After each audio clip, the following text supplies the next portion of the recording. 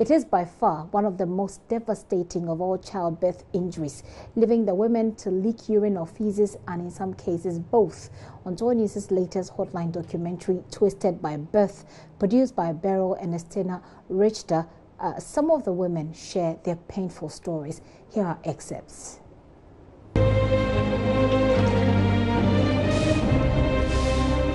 Meet Kuka from Ladayiri, a village in the Wa West district of the Upper West region.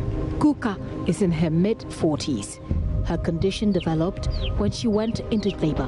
The labor produced contractions that pushed the baby's head against Kuka's pelvic bone. The soft tissues between the baby's head and the pelvic bone became compressed due to inadequate blood flow. As Kuka reeled through the pain, the delicate tissue in the pelvic area died.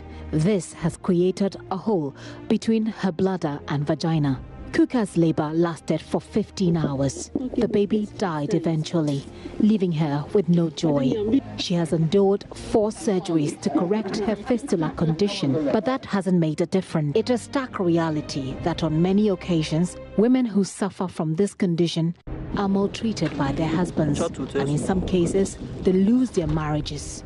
They lose their respect and self-esteem. That was the fate of Abna Meyemeu.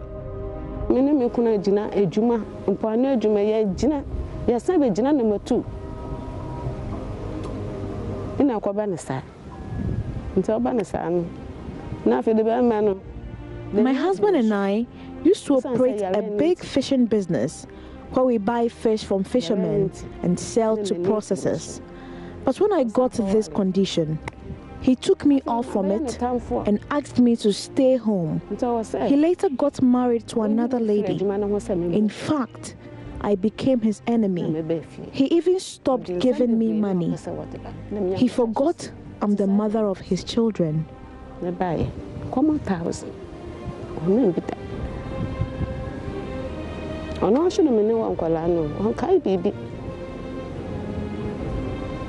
24-year-old Grace Asieko lives at Munford near Apam in the central region. She has the worst form of fistula. Grace is suffering from rectovaginal fistula.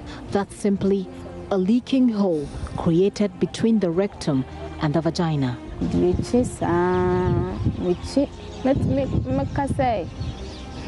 Whole hospital, Kwani Hospital, me drew Cape Coast Teaching Hospital. I first visited the Cape Coast Hospital, where I was referred to the Mankesim Hospital. There, I was scheduled for surgery, but 3 days after the procedure, my stomach began swelling up.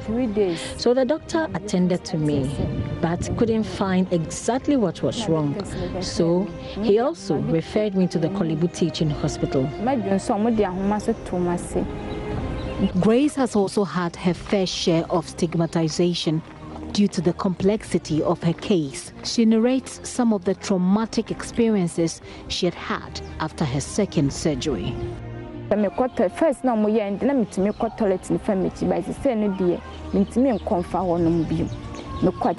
I had the first surgery, I could effortlessly ease through my anus. But now I can't. Anytime I attend nature's call, the feces pass through the hole that has been created as a result of the surgery. Things are very, very difficult for me now.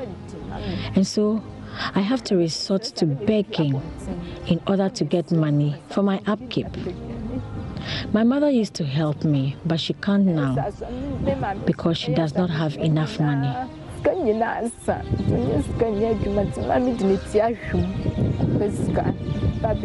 If she has to ease herself, it is always a big deal. I noticed houseflies hovering around her, an indication she has leaked feces.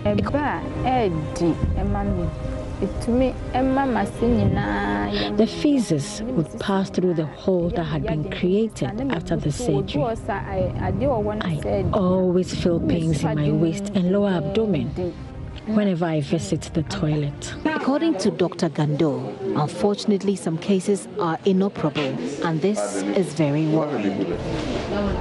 There are some that you just see them, you can operate them. With it, it is there. When you look at the woman's pelvis, it's all like a stone. You can't even cut anywhere. So some of them, even the diversion is not that possible because the intestine you have to divert the urine to.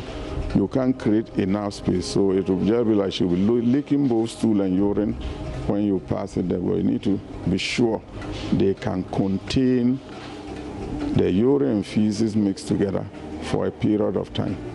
So even that one is questionable.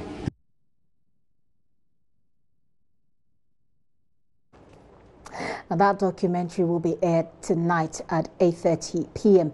here on JoyNews. It will be on tomorrow and tomorrow as well. That's the 26th of June at 6:30 p.m. Beryl Richter Anderson joins me now in the studio so we can have a quick chit chat so you have an idea what more to expect. But let me start by asking you, Beryl, why you decided to tell the story. I decided to tell the story because it was very close to me. A friend's aunt went through this condition. The friend narrated to me how her aunt lost the baby. After losing the baby, she had to go through the trauma of leaking urine. So after sharing the story with me, I asked myself, why should a woman go through this in this 21st century? You not only lose your baby, but after losing your baby, you go through the trauma of leaking urine. And that alone compelled me to tell the story. Right. And once you lose this baby and you lose, you have this condition, you lose family sometimes, you lose friends because it comes with this stench.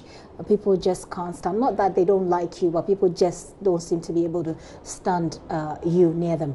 What was the last time you saw these women, all of these women that you've profiled in your story, what were their conditions? It was very, very terrible. The Grace Esieku, the lady in the documentary, she leaks feces.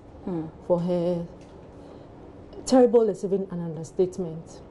Even during the course of my interview with her, she started leaking feces. Wow. And how did you deal with that? Did you have to, I mean, when it happened like that, what did you have to do?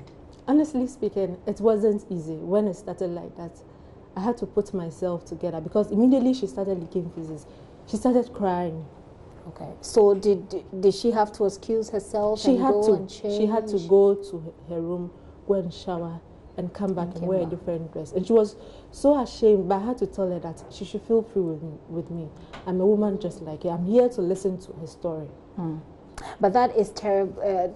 Obviously, a very terrible situation. I don't know. Are they getting any help? I mean, well, the story is about to be told, but I'm sure you're hopeful that they'll get some help. Yes, I'm very, very hopeful that somebody out there, after watching this story, will be moved to help these women. Because one of them, she has gone through about 3 or 4 surgeries, and she feels hopeless. That's Kuka, the one in the Upper West region. Because she's done it over and over again, and nothing has changed. And she tells me that the more surgeries she undergoes, it's made her lose a lot of strength. So the least task she performs, she feels weak. So she's getting weaker, and she's not getting the results. Yes, she doesn't even want to go through this surgery again. So we're showing that documentary at 8:30 p.m. today. You want to make a day to have a look at what women are going through. Perhaps you'll be compassionate enough. I don't know, but hopefully we'll get some help for these women. Beryl, what should we expect finally? Expect compelling content, shocking revelations of the painful stories of these women.